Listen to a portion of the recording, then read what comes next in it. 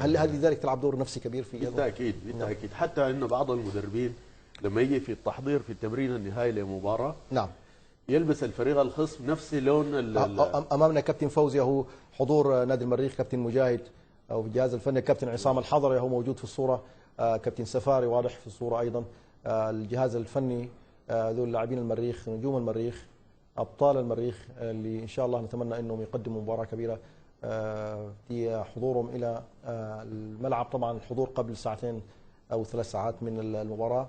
اعتقد الزي يا كابتن في شكل منظم جدا، الزي موحد. فيصل العجب، كابتن فيصل العجب، هل ممكن ان يستفاد منه في هذه المباراه؟ بالتاكيد يعني هو لاعب يمثل حاليا ورقه رابحه في يد المدرب. لاحظنا في المباراه الاخيره عندما تم انزال الكابتن فيصل العجب اضاف للفريق اضافات كثيره، فهو لاعب غايد ويجيد اللعب من لمسه واحده. كاميراتنا داخل الغرفه بوجود اللاعبين، اللي هي الغرفه اللي تم يعني تجهيزها بشكل ممتاز جدا. نشوف هذه هم لاعبين المريخ داخل الغرفه، وهذه صوره